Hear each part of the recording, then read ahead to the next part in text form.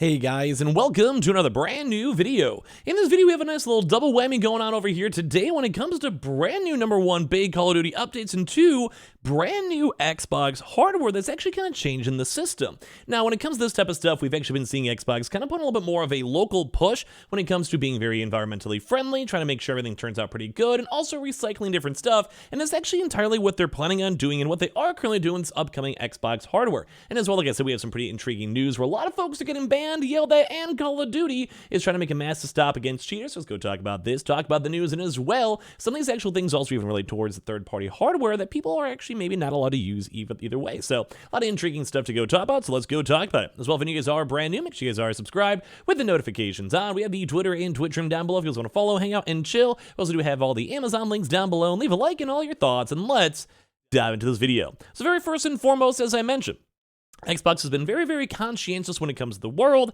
the environment, climate control, and everything else in between. We saw a lot of controversy before where they had a brand new Xbox update not too long ago where they're basically trying to go and incentivize folks to basically not run their Xboxes on peak hours, to have a chance for them to basically do a lot of updates overnight at, let's say, like 2 a.m. when there's not as many people using electricity. And typically it also means like the electricity costs go down, charging also goes down, it's more efficient, and it's all basically through automation. Some folks are kind of against that from the lack of control, and as well, lack of just environmental care. They just really don't care at the first place. Just want to make sure their console's running good and feeling good and all of that. But now we actually have a brand new Xbox hardware that's been making its rounds as of today on one of the bigger announcements, where the new Xbox Remix controller is now, funny enough, entirely a pretty much recycled controller where it's made from old parts, CDs, and also from water jugs. And a special edition pad has also been created to go and also go push out Earth Day. So once again, it does kind of seem like Microsoft is trying their best to maybe kind of help out the environment, help out gaming, try to help out electricity costs, whatever it might be in between. And it's cool to kind of see that we have a now special brand new edition controller coming out from this one. So Microsoft has announced the Xbox Wireless Controller Remix Special Edition. Created to celebrate Earth Day this month, Microsoft says the controller features recovered plastics, with 1/3 of it made from regrind and reclaimed materials. So basically, they're trying their best to incentivize everyone to go and buy and just basically utilize reuse plastics, which, as you guys could probably anticipate, plastic is usually used all the time. It's kind of like one of the bigger, like, I guess, water pollutants or whatever out there. And, well, if they can somehow use it, remake it, and use things like old CDs that people are just throwing away all the time, they want to go utilize that into a controller and just make it more efficient. So launching on April 18th and available to pre-order now for $85, a little bit more expensive than the usual price for the other ones.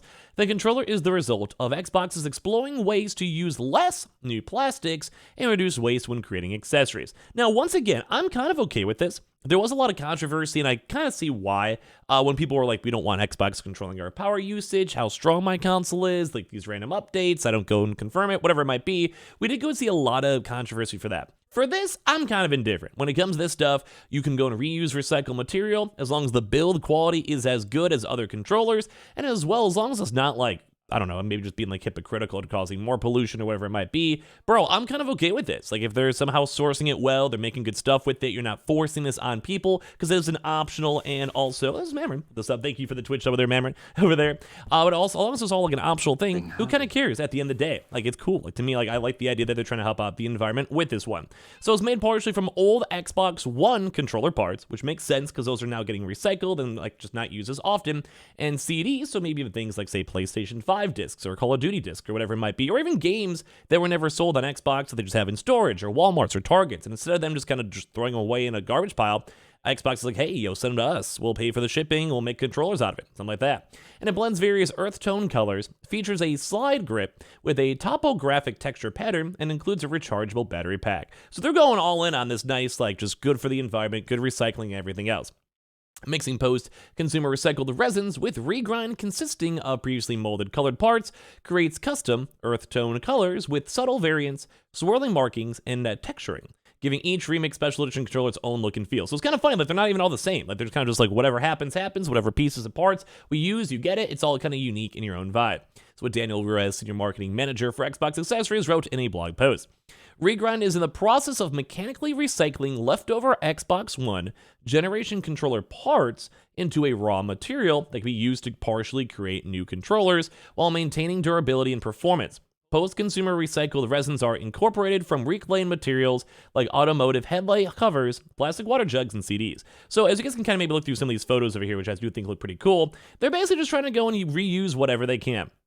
A good example is, let's say you're going to use like an analog trigger. If you guys want to use that, typically a lot of that stuff's going to be the same type of material, where it's like that same type of like unique plastic. So if you can go and grind that specific stuff down like over here, and then basically mold it, reuse it, you can use it. Same thing with like maybe the plastic buttons. If you have those all in the prior consoles, they're all very similar in terms of what they're made, what they consist of, and everything else. Same thing with the actual outside controller, maybe rechargeable batteries, maybe the background colors. And I do want to say one really nifty thing is that they do kind of seem like it might be a slightly different controller on every single time. Probably very similar as is, like I'm sure they want to have like a proper build quality control, but it's very nice to go and see yourself floating around. So last week, Microsoft revealed 2 new colors too as well for the Xbox Elite Series 2 controllers. We've also had the brand new Apple update when it comes to the brand new DualSense Pro controller, and on top of this too, which is really nice to see. So I don't know, it's always kind of nice to see Microsoft push a little bit more on the environmentally friendly.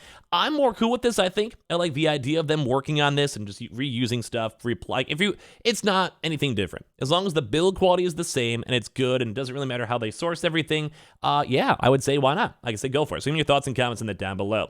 Now, if you guys are also going to miss in the two, there's been a lot of Call of Duty news, interestingly enough, where basically everyone's quote unquote getting called out for cheating. But the one bigger thing is that there's a huge anti-cheat update that happened for this Ricochet for Call of Duty. Now, this also kind of ties into like brand new hardware, because it does actually kind of seem like some hardware systems, such as like third-party custom pro controllers, or other various like kind of like in-out type system, looping type systems, I don't know the best way to explain it, are basically there too go and make it where they might be cheating, or they might have extra things such as maybe like additional triggers in their actual control stuff, or things like mods. I know a lot of people have used modded controllers before to essentially go and like have things go click really easier, have a chance to go prone faster, whatever it might be. There's always those big changes, but it does kind of seem like there's a brand new huge anti-cheat coming out for Call of Duty and Warzone for the new brand new updates too as well. So they basically want to go push a lot more for anti-cheat. They want to have a zero tolerance policy relating to cheating in all the modes itself, including ranked play. They're going to be permanently banning folks too as well.